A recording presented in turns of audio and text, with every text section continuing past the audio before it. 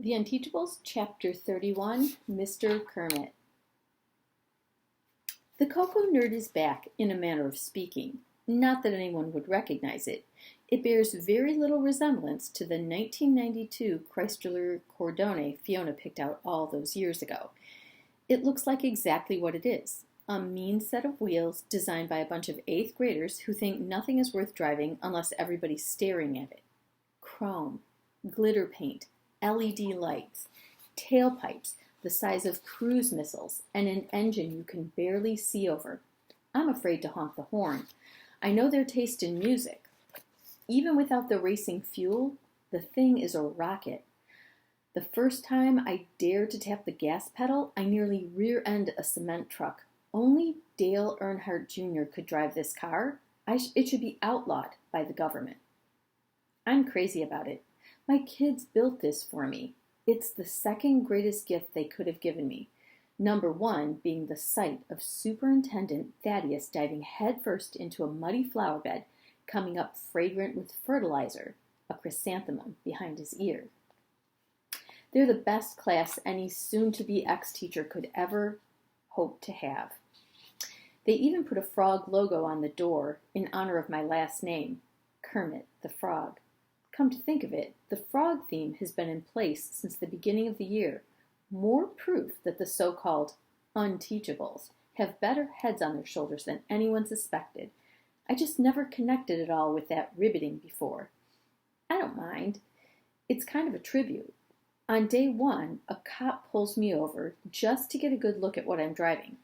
The officer writes out a ticket, giving me 1 week to cover up the engine.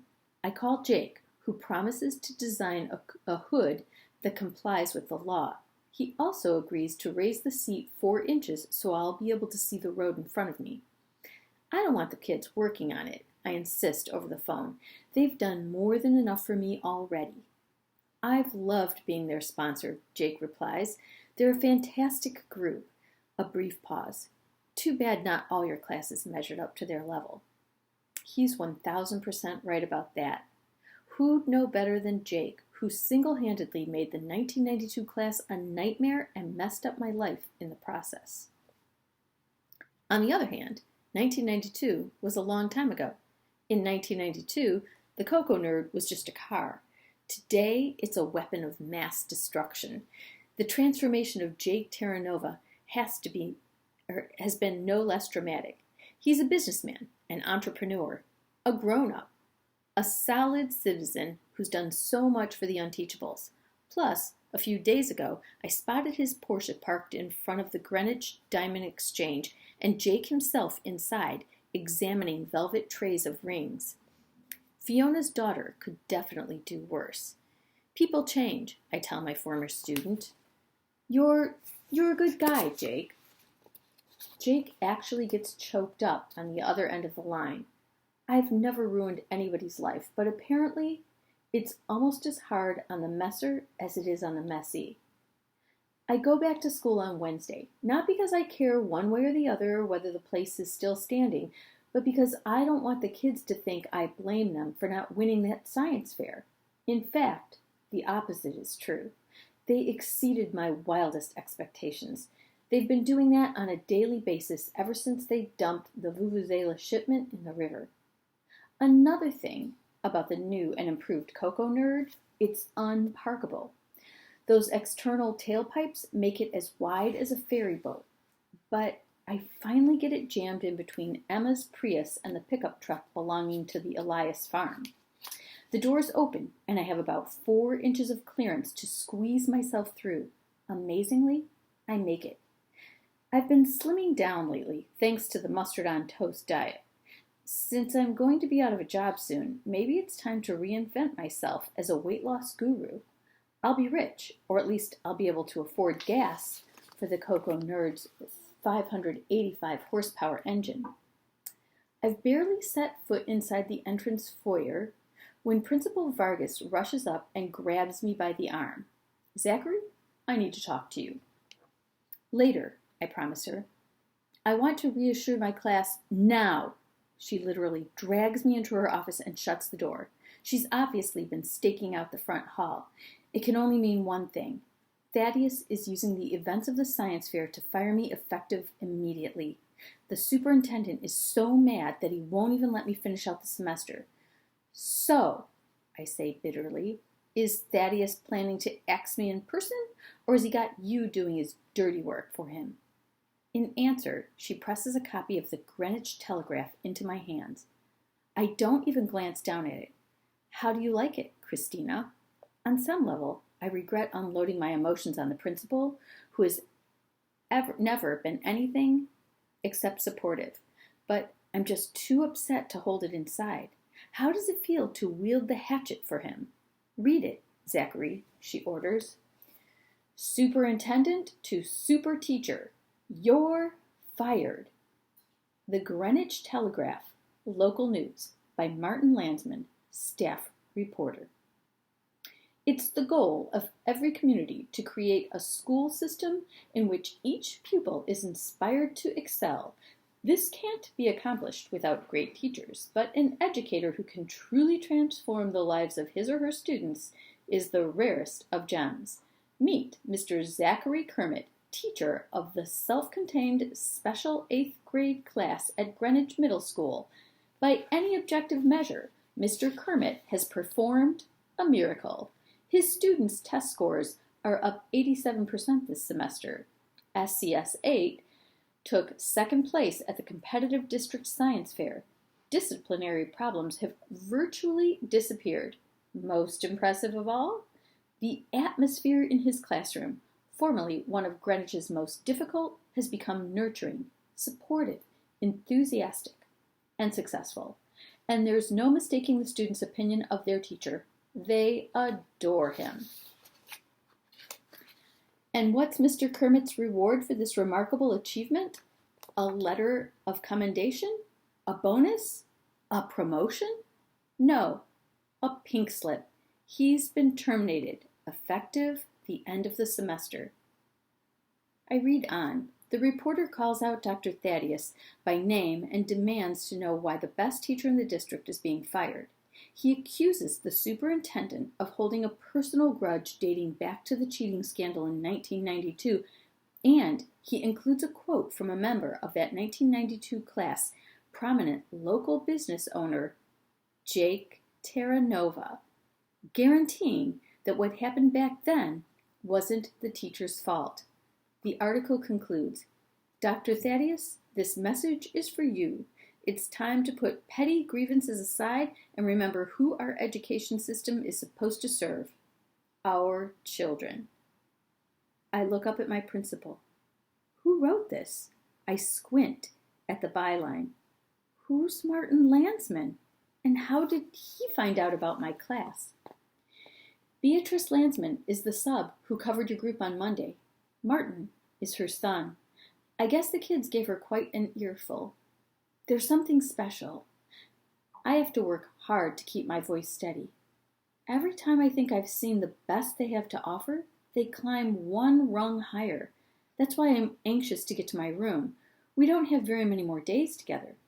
That's what I've been trying to tell you, she exclaims. Everyone in town has seen this article. The district offices are buried in phone calls and emails. You're not fired anymore. I'm stunned. Thaddeus changed his mind? He didn't have much choice. You're a hero, and that means you can finish out the year and take your early retirement in June. Congratulations, Zachary. I'm so pleased for you. A flood of relief and satisfaction washes over me, and yet, for some reason, I'm not as thrilled as I thought I'd be at such good news. Where's the happy? The joy?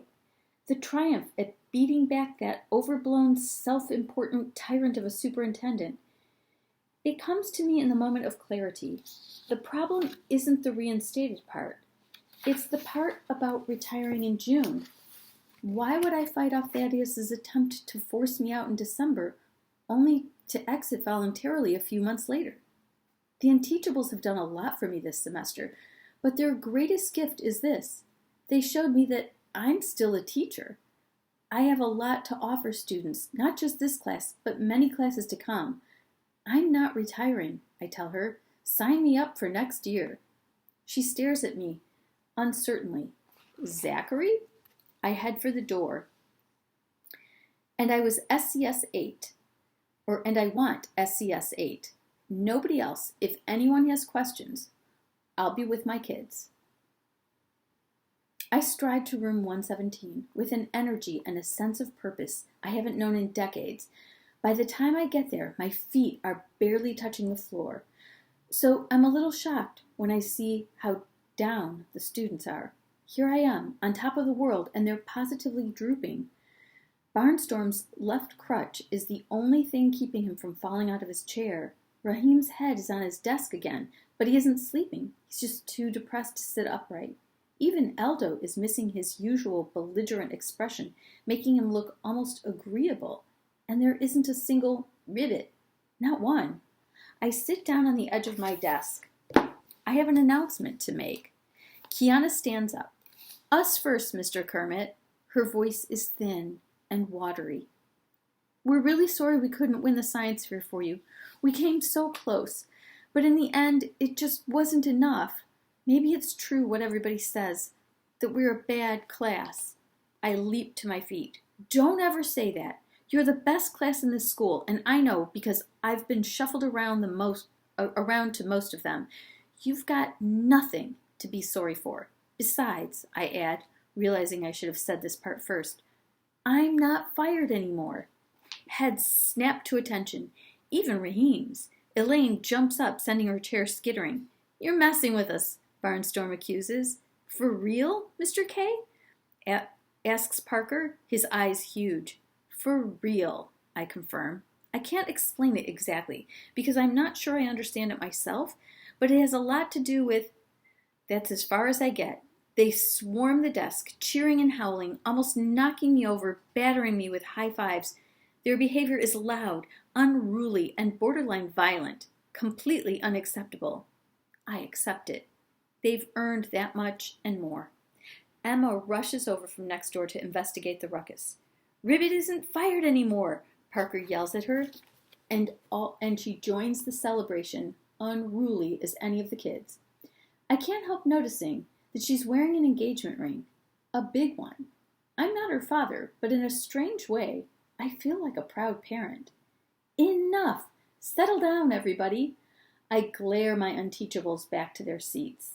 Just because we got some good news doesn't mean this isn't a school. Haven't you all got work to do? There's a shuffling sound as books, papers, and iPads are pulled out of desks. Aldo and Elaine disappear behind their copies of Where the Red Fern Grows. That's wonderful, Mr. Kermit, Emma breathes as she heads back to her own class. We're going to have something inspiring to talk about during circle time. As I sit down, I catch a flash of sunlight reflecting off the red and silver of the Cocoa Nerd out in the parking lot. We have a lot in common, the car and I. Just like me, it was a beat-up old wreck on the verge of falling apart at any moment. But we were refurbished, both of us, brought back to life by 7 unteachables. No! A cry from Aldo is pure agony. I turn to him in alarm. Aldo, what's wrong? His face is redder than his hair and streaked with tears. Old Dan and little Anne, he gasps, waving Where the Red Fern Grows in front of him. They're dead! Both of them! Heavy, Elaine agrees with her expression solemn. Well, I begin choosing my words carefully. Some stories, Aldo cuts me off. I read one book all the way through, just one, and this is what I get for it. The cover should come with a sticker. Warning, do not read unless you hate dogs. The kid is totally inconsolable. By 8th grade, most readers have already experienced plenty of devastating sad endings, but in Aldo's case, this is the first novel he's ever finished. I turn to the Good Bunny's chart, pluck a puffy tail from the Ziploc baggie and affix it next to Aldo's name. Well done. You showed empathy in reacting to a piece of literature. Congratulations. Aldo seems shocked at first. Then, amid a smattering of applause, he walks to the front of the room, removes his one and only puffy tail, and offers it to Kiana. Fair is fair, he says bravely. I owe you a lot more than just this one. Please keep it, Kiana tells him. He shakes his head. It has to work like a market economy. She looks at me. Come on, Mr. Kermit. Do I have to take it? Even in a market economy, there's such a thing as giving someone you like a present if you want to. Aldo's eyes widen, and his hair seems to become just a touch redder. Or maybe it's a reflection of the sudden flush of his cheeks. I issue my ruling. Absolutely. A lender is allowed to forgive a debt. And Aldo Braff, the toughest case in the entire Greenwich School District, throws his arms around Kiana and hugs her. My career has taken some strange detours, yet here I am, surrounded by the worst class I've ever had in every way but one. The fact that they're the best class I've ever had, somehow it feels like I'm exactly where I was meant to be, doing exactly what I was meant to do, teaching the unteachables. And that's the end of chapter 31.